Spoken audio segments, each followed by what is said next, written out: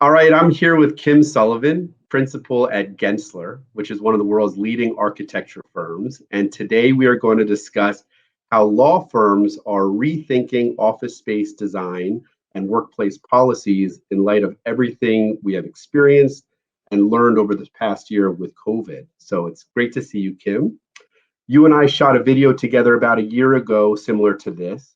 And that was only about a few weeks into the pandemic. But now that we are finally returning to a sense of normalcy, I wanted to reconnect, but this time with a focus on law firms specifically, since they appear to be amongst the industry sectors leading the charge back to the workplace. But before I go any further, remind us who you are and what you do. Hi, John. Thank you so much for having me back. It's so good to see you. And it is hard to believe it's been over a year since we had our initial conversation. Just a reminder, I'm Kim Sullivan. I'm a principal in our Washington, D.C. office. I'm also a studio director and a design manager, really focusing on professional service firms and in particular law firms this past year. It's been just so amazing what we've learned, what we've uncovered, and what we're starting to study and scenario plan for the future days. So would love to share those insights with you. Great. So you shared an interesting stat with me prior to the call, which was, according to Castle Systems occupancy data, the national average across all industries shows office occupancy at about 26% of pre-pandemic levels. Yet law firms are exceeding that average at almost 40% occupancy compared to pre-pandemic levels. Why do you believe law firms are leading the charge compared to other industry sectors? No, it is interesting. When I first saw that stat, I was, taken aback. You're like, wow, I can't believe, law firms in particular are really leading that charge back into the office. But when you take a step back and really look at how law firms are designed and they're organized, I think just by design, the fact that they're very office intensive gave a lot of people some confidence going back to the office, many of them being attorneys that had private offices. So I think that was one of the first reasons. And then when you start to look at just behaviors and patterns, some of the more senior partners, they really just wanted to be back in the office. They liked the routine of being in their space and having their paper and some of the other tools and services available to them. And then when you look at some of the younger attorneys, they were sharing with us just to be able to have a place for them to focus. Many of them were working parents and had kids at home. And so finding, a couple of days out of the week to go into the office and have that focus time was really important. And I think the third real reason that we were hearing from the attorneys, especially those in litigation, being with their teams together in person and going through the different requirements to pull all the matters together and to really be together as a team was really important to them. So there's no doubt that law firms are accounting for more flexibility in the future office design, which is a big step considering that law firms have traditionally been most resistant to major change in the workplace in the past. What are some of the major changes you predict will stick in terms of how law firms are designing and occupying space in the future? Yeah, it's a great question. I think, before the pandemic, the conversation between two size offices or single size was, really kind of at the leading edge of all the conversations. It was like, how are we going to approach our real estate model? And there was some concern that going to single size, would be a problem culturally. People wouldn't adopt it. But I think now, knowing that the single size office gives so much flexibility, even going back into the office, not knowing what that return is really going to look like, it gives the office administrators and the office kind of design as a whole a lot of flexibility that seating assignments, office assignments, et cetera, aren't really tied to square footage. It's just what office is available. So I think that's one of those areas that's really going to stick in looking at more flexibility with offices. I also think just the adoption of technology has been huge. And the fact that people don't really rely on paper as much, that they can really use technology and not just the virtual conferencing, but just the filing and so forth. We're going to see huge reductions in that. And also on the business side, some of the business teams like technology and accounting and so forth, those groups have also been asking for some more remote work opportunities and flexibility, and they've proven they can work effectively at home. So I think some of the business units also with the attorneys are going to start to see how those interior spaces can really adapt and evolve over time as the remote work model starts to really take hold. So hoteling, everybody seems to be talking about hoteling, and in law firms, again, are now adopting or at least open-minded to incorporating that into their design.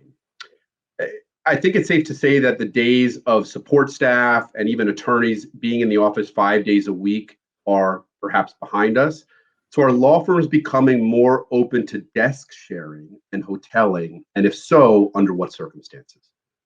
Yeah, it's interesting. Like early on in the pandemic, when we weren't sure how the virus was actually spreading, people were so concerned about surfaces and sharing, any type of desk, office, etc. But knowing more about science and medicine, that we don't have to be as concerned, with that. So it opens up a lot more thinking around how space can be shared. An interesting stat, when we asked attorneys in particular, if they want to have an assigned office and an assigned space, more than 90% said yes, that's their preference. But when you ask the other question, would they be willing to give up some of those kind of assignments and have more flexibility with where and how they're working if they do have more remote work, then more than 2/3 said they would be willing to give up a dedicated office and share if they had more flexibility. So I think as a culture and as a preference, especially from the attorneys, they do want to have some more flexibility and start sharing spaces if that affords them that. And I think firms right now are trying to figure out what is that right ratio. Until people really start going back in and seeing what that new cadence is of like coming into the office. Is it 1 day a week? Do people want to be in 5?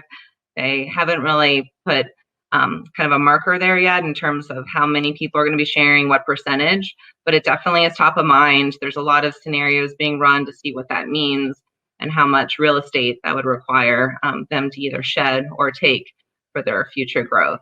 So absolutely, they're open-minded, but the actual percentages is still to be determined. Yeah. Well, all this is going to take some experimenting post-pandemic to determine that perfect formula of remote and hybrid work. But so how has culture, collaboration, and mentorship, which is key in any law firm success, been affected over the past year while remote? And how can that be maintained and even elevated going to the future with a more remote or hybrid work policy going beyond just this past year? Absolutely. No, I think it's interesting in a lot of the surveys that we've had, particularly in the focus groups from the younger attorneys, that's what they're craving the most, is to have that face-to-face like connection and to be mentored. I mean, this is a profession of apprenticeship. People want to learn and grow from the experiences around them. And, we found that in the past year, people have been extremely resilient. They're able to, adapt and change like their patterns. And they're having those one-on-one conversations via, Zoom or virtual means. But it's really those conversations that are happening, after the meeting or happening, when they're getting a cup of coffee or just trying to, develop new relationships. Like that's where the struggle has been. So I think there definitely is a desire for people to get back into the office to have those more natural connections and that mentoring. And also just having, especially when you look at law firms, many of them are bringing in classes at a time, like first years. And it's really important for them to build their own kind of community. That cohort needs to be together. And that's where you're building trust and relationships and growing. So, we see that going forward, that the office is going to be paramount for, bringing people together.